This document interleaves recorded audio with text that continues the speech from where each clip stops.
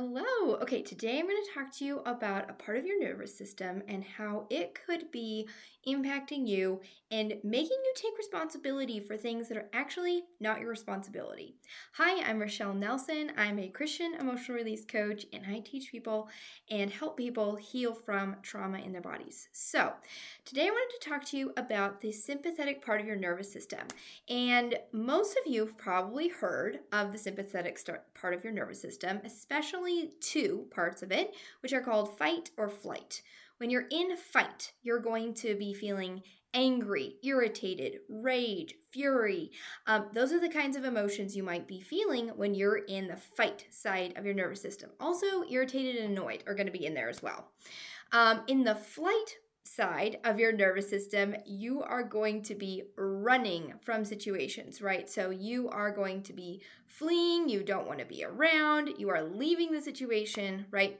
And then there's this other part of the nervous system that scientists are discovering, and it's the fawning part of your nervous system. So fawning is people pleasing, basically.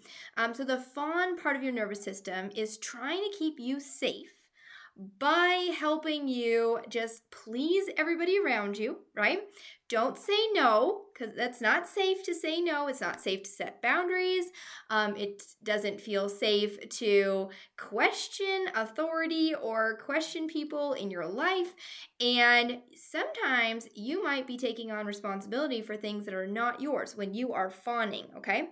So, some other things about fawning is it's often a trauma response when we were raised in a really strict home or strict environment where we had to do everything just right. So it's like our body's way of keeping us safe, right? Is let's just fly under the radar. Let's please everybody. Let's be perfectionistic. Let's, make sure that everyone's happy with us, right? And so that is part of the fawn response. And so we can do that with people in our lives that we don't need to be doing that with, first of all. And that includes your husband and your children and your friends. You do not need to be fawning or people pleasing your husband or children or your friends.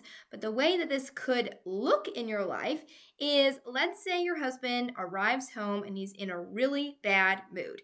You might feel like it's your job to cheer him up. But I'm here to tell you it's not. It's not your job to cheer him up. It is his responsibility. They are his emotions, and he's the only one who can control them. You can't control them, right? If you try and control other people's emotions, you will actually be manipulating them or trying to control something you don't have any place controlling, right? So we can actually get into this behavior of not realizing that we are manipulating people in our lives to keep ourselves safe. Okay. And we don't want to do that anymore, right? So, first of all, it takes some self awareness of realizing, like, oh, I'm doing this thing to try and manipulate this person into feeling good in order to keep myself safe, right?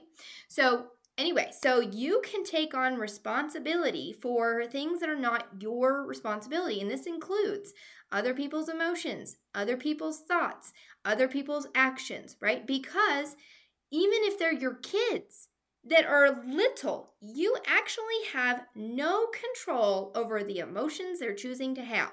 Like, you cannot change them for them, right?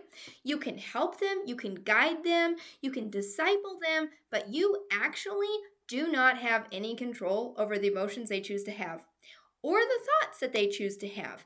Of course, you can coach them and help them and mentor them, and that's what we need to do as moms, right?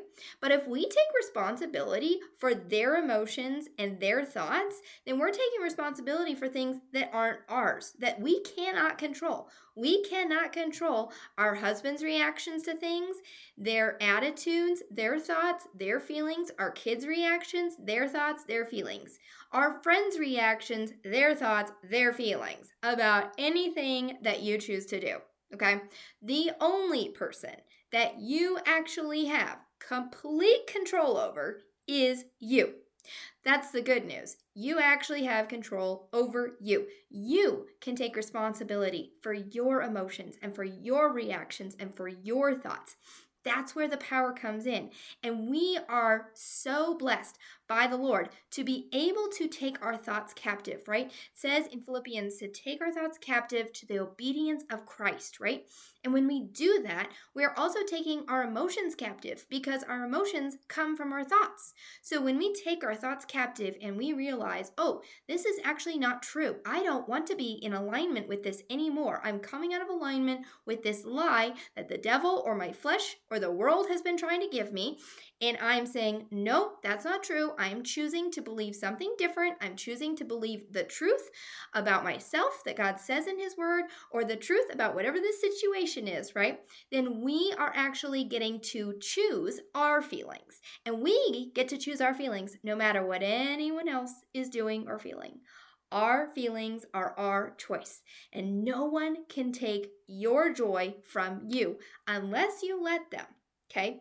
No one, not even your husband's bad mood, not your kids' bad attitudes, they don't get to take your joy from you unless you let it happen, right? Which means then you're not in control of you. If you let somebody else change how you feel, how your emotions are, then you're not in control of you.